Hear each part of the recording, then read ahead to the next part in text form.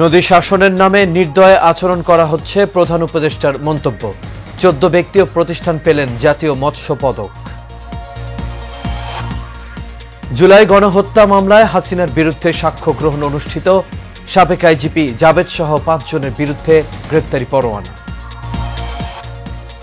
গোয়েন্দা পুলিশের সাবেক প্রধান হারুন সহ 18 কর্মকর্তা সাময়িক বরখাস্ত। স্বরাষ্ট্র মন্ত্রণালয়ের প্রজ্ঞাপন জারি। এবং চট্টগ্রামে পিকআপ কাভার্ড ভ্যান সংঘর্ষে প্রাণ গেল 5 জনের, আহত আরো 4 জন হাসপাতালে ভর্তি।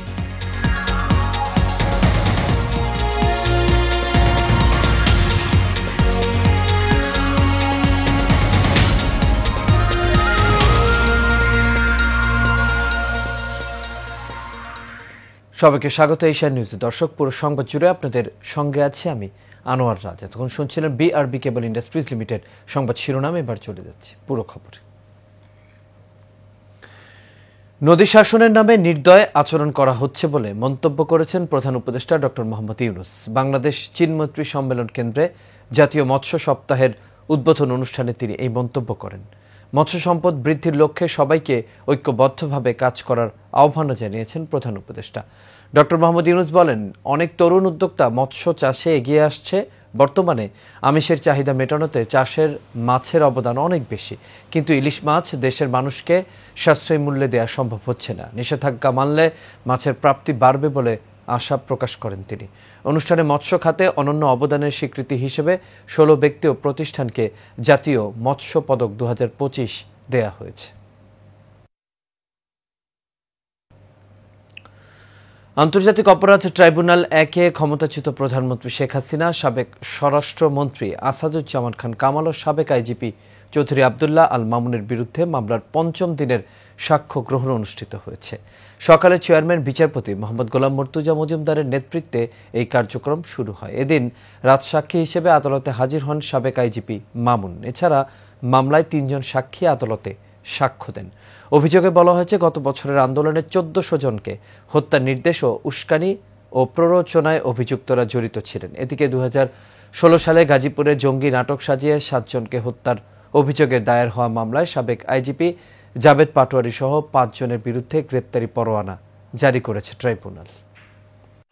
ইনফোর্স ডিসঅ্যাপিয়ারেন্স অর্থাৎ গুম এবং বিচার বহির্ভূত হত্যার অপরাধ, যেটি মানবতা বিরোধী অপরাধেরই একটি অংশ হিসাবে সাবেক আইজিপি জাবেদ পাটোয়ারি সাহেব সহ 5 জনের বিরুদ্ধে গ্রেফতারি পরোয়ানার আবেদন করেছিলাম। মাননীয় ট্রাইব্যুনাল তাদের বিরুদ্ধে গ্রেফতারি পরোয়ানা জারি করেছে।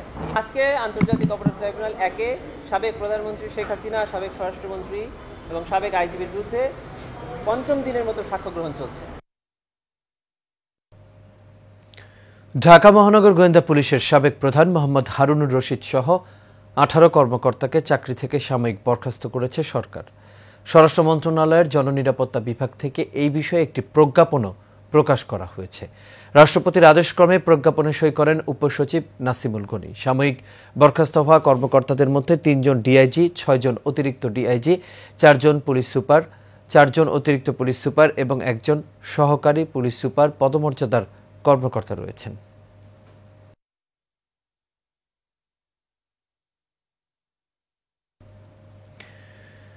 চট্টগ্রামে পিকআপ ও কাভার্ড ভ্যানের সংঘর্ষে 5 জন নিহত হয়েছেন, আর এই ঘটনায় আহত হয়েছেন আরো 4 জন। আহতদের চট্টগ্রাম মেডিকেল কলেজ হাসপাতালে চিকিৎসা দেওয়া হচ্ছে। ভোরে 4:45টায় আকবর শাহ থানার সিটি গেট এলাকায় এই ঘটনাটি ঘটে। পুলিশ জানায়, ছোট একটি পিকআপ ভাটিয়ারি থেকে নগরীর ফিশারি ঘাট যাচ্ছিল। সিটি গেট এলাকায় এলে পিকআপটি নিয়ন্ত্রণ হারিয়ে একটি কাভার্ড ভ্যানকে ধাক্কা দেয়। এতে ঘটনাস্থলে 3 জন এবং হাসপাতালে 2 জন মারা যান।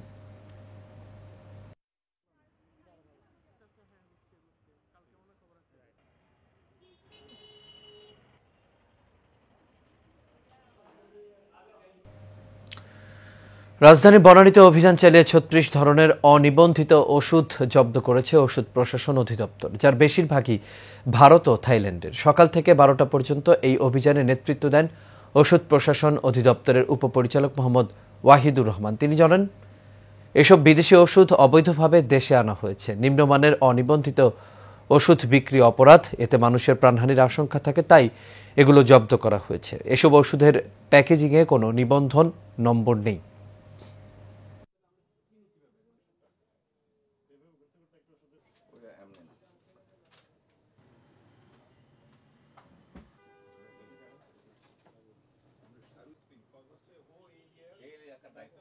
অনেক টাইপের ওষুধই আছে, অ্যান্টি হাইপারটেনসিভ ওষুধ আছে, কার্ডিয়াক ওষুধ আছে এবং কিছু সেক্স স্টিমুলেন্ট ওষুধ যেগুলো মূলত আমাদের দেশের ভুক্ত নয়, সেগুলো আমরা পেয়েছি।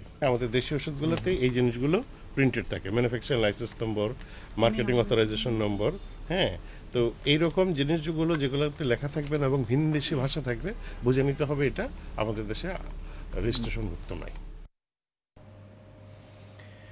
কক্সবাজার টেকনাফ মহাসড়ক অবরোধ করে বিক্ষোভ করেছেন রোহিঙ্গা ক্যাম্পে চাকরি হারানো শিক্ষকরা। চাকরিচ্যুতির প্রতিবাদে সকাল থেকে হাজারো শিক্ষক সড়কে নেমে আসেন। তাদের অভিযোগ, দীর্ঘদিন ধরে রোহিঙ্গা ক্যাম্পে শিক্ষা কার্যক্রমে যুক্ত থাকলেও হঠাৎ করে স্থানীয়দের বাদ দিয়ে বাইরের লোকজন নিয়োগ দেওয়া হচ্ছে। ফলে পরিবার পরিজন নিয়ে চরম অনিশ্চয়তা পড়েছেন তারা। অবিলম্বে পুনরায় চাকরি ফিরিয়ে দেওয়ার দাবি জানান বিক্ষুব্ধ শিক্ষকরা। এদিকে আন্দোলনের কারণে কক্সবাজার টেকনাফ মহাসড়কে যান চলাচল বন্ধ হলে ভোগান্তিতে পড়েন যাত্রীরা ও পর্যটকরা।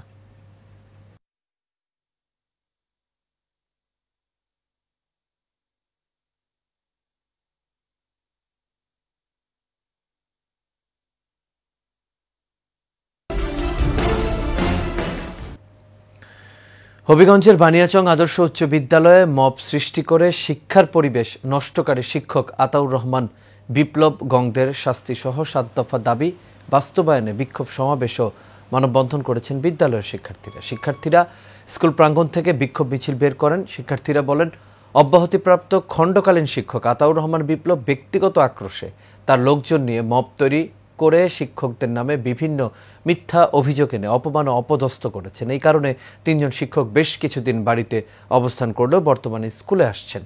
এই ঘটনায় উপজেলা নির্বাহী অফিসার মাহমুদা আক্তার সাথীর কাছে শিশু কিশোররা একটি স্মারকলিপি দেয়।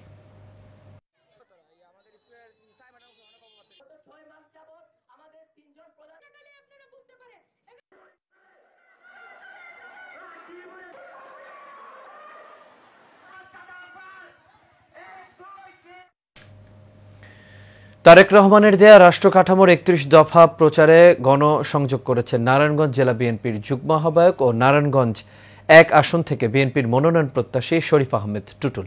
রোববার বিকেলে নারায়ণগঞ্জের রূপগঞ্জ উপজেলার ভোলাবো ইউনিয়নের আতলাপুর বাজার এলাকায় এই গণসংযোগকালে উপস্থিত ছিলেন যুবদলের কেন্দ্রীয় নির্বাহী কমিটির সাবেক যুগ্ম সাধারণ সম্পাদক সাব্বির আহমেদ দীপু, উপজেলা বিএনপির যুগ্ম সাধারণ সম্পাদক আনোয়ার আবদুল্লাহ, ইউনিয়ন বিএনপির সহসভাপতি সাইফুল ইসলাম হিরণ মাস্টার, দাউদপুর ইউনিয়ন বিএনপির যুগ্ম সাধারণ সম্পাদক আবুল হোসেন, কার্যকরী সদস্য মশির রহমান সোহেল, যুবদল নেতা আরিফ হোসেন সহ আরো অনেকে।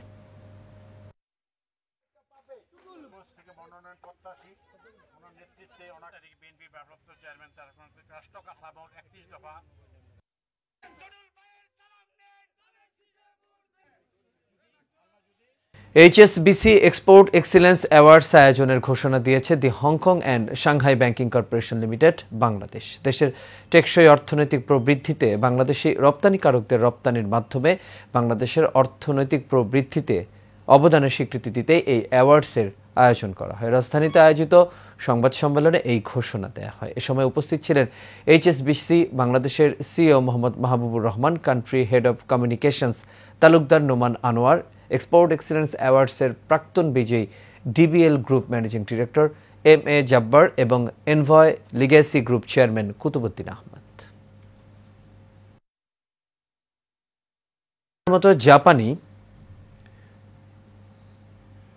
বাংলাদেশে প্রথমবারের মতো জাপানি ও মাল্টিন্যাশনাল কোম্পানির অংশগ্রহণে বৈশ্বিক চাকরি মেলা অনুষ্ঠিত হতে যাচ্ছে। দুপুরে জাতীয় প্রেস ক্লাবে সংবাদ সম্মেলনে এই তথ্য জানানো হয়।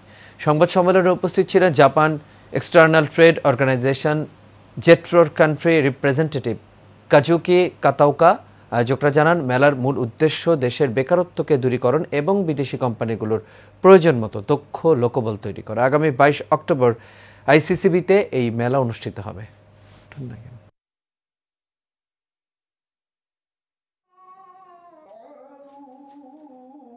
পার্টনার কোম্পানি আছে, যিনি মধ্যে কাওয়াই গ্রুপ একজন।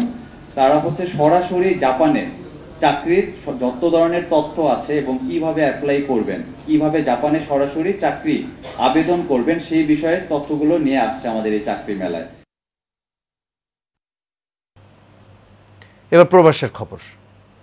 সাবেক প্রধানমন্ত্রী বেগম খালেদা জিয়ার ৮০তম জন্মদিন উপলক্ষে সৌদি আরব পূর্বাঞ্চল কেন্দ্রীয় যুবদলের উদ্যোগে মিলাদ ও দোয়া মাহফিল অনুষ্ঠিত হয়েছে। রিয়াদের স্থানীয় একটি হোটেলের হলরুমে সৌদি আরব পূর্বাঞ্চল কেন্দ্রীয় যুবদলের সাধারণ সম্পাদক নুরুল আলম ফরাজির সভাপতিত্ব, দপ্তর সম্পাদক নজরুল ইসলাম পাটোয়ারির সঞ্চালনায় অনুষ্ঠানে প্রধান অতিথি ছিলেন সৌদি আরব পূর্বাঞ্চল বিএনপির সহসভাপতি মামুনুর রশিদ চৌধুরী। বিশেষ অতিথি ছিলেন যুবনেতা শাহ আলম মণ্ডল, প্রবাসী নোয়াখালী জেলা বিএনপির সভাপতি উজ্জ্বল সুমন পাটোয়ারি সহ আরো অনেকেই। জাতীয়তাবাদী যুবদলের ধর্ম বিষয়ক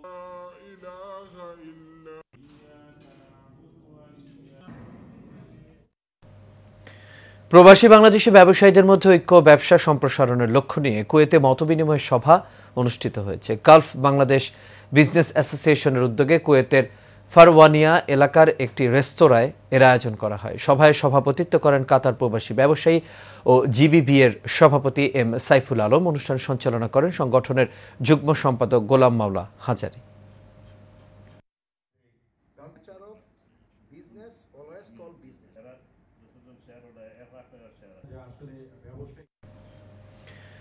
মধ্যপ্রাচ্যের দ্বীপ রাষ্ট্র বাহরাইনে চলছে তীব্র তাপদাহ। অন্যান্য বছরের তুলনায় এই বছর আগস্ট মাসে তাপমাত্রা ৪৫ ডিগ্রির ওপর রয়েছে। বাতাসের ৫৫ ডিগ্রি সেলসিয়াসের ওপরে। বাহরাইন আবহাওয়া অধিদপ্তরের বরাত দিয়ে দ্য ডেইলি গালফ নিউজ জানিয়েছে, আগামী সেপ্টেম্বর পর্যন্ত এই গরম অব্যাহত থাকতে পারে। এই গরমে বাহিরে কাজ করার বিষয়ে নিষেধ করেছেন বাহরাইন শ্রম মন্ত্রণালয়। আর বাহরাইনে বাংলাদেশি প্রবাসী চিকিৎসক ডাক্তার ফারসিয়া হাসান এই তীব্র গরমে বিভিন্ন স্বাস্থ্য নির্দেশিকা দিয়েছেন।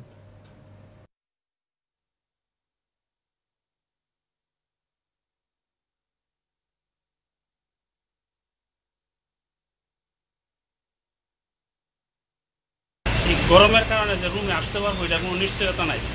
তারপরেও আমরা ফ্যামিলির সাপোর্ট দেওয়ার জন্য, ফ্যামিলিকে টাকা পয়সা বাড়ানোর জন্য, ফ্যামিলির খরচের জন্য এই গরমের মাঝে জীবন বাজি রেখে যেতে হয়। আমরা বাইরে কাজ করি, লেবার ফাংশন যারা লোক আছে, অন্য বছর থেকে এই বছর যে গরম পড়ছে ভাই, অনেক গরম।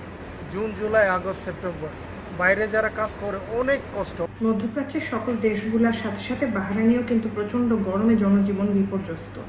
এই সময় হিট ক্র্যাম্পস হয়ে থাকে, যেমন শরীরে মাংসপেশিতে ব্যথা হওয়া, শরীর দুর্বল লাগা, মাথা ঘোরানো অথবা বমি বমি ভাব হওয়া। এই সময় হিট এক্সোশন হয় অথবা হিট স্ট্রোক হয়ে থাকে, যেমন শরীর থেকে প্রচণ্ড পরিমাণে ঘাম বের হয়ে যেয়ে হার্টবিট বেড়ে রোগী অজ্ঞান হয়ে যেতে পারে। এই লক্ষণগুলো দেখা দিলে রোগীকে খুব দ্রুত নিকটস্থ হসপিটালে নিয়ে যেতে হবে। এই সময় আমি সবাইকে মিনারেলাইজড ওয়াটার খাওয়ার জন্য পরামর্শ দিয়ে থাকি। আরও আপনারা সাথে খেতে পারেন ফলের রস, যেমন মালটার শরবত, লেবুর শরবত অথবা ডাবের পানি। সাথে আপনারা স্যালাইন মিশ্রিত পানিও রাখতে পারেন। আর এরই সাথে শেষ করবো এশিয়া নিউজ। তবে যাবার আগে বিআরবি কেবল ইন্ডাস্ট্রিজ লিমিটেড সংবাদ শিরোনামগুলো দেখে নেব দর্শক আরও একবার।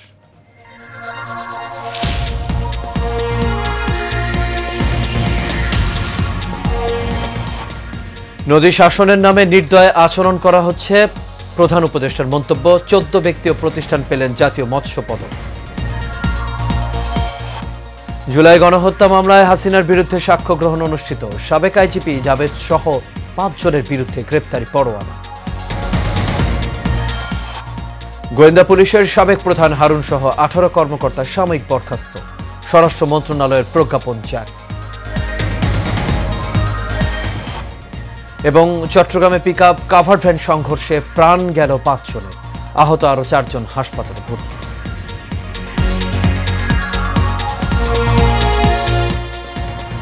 দর্শক, এই ছিল আমাদের এখনকার আয়োজন। এরপর বিকেল 5টায় রয়েছে আমাদের দেশ সংবাদ। দেখার আমন্ত্রণ রইল।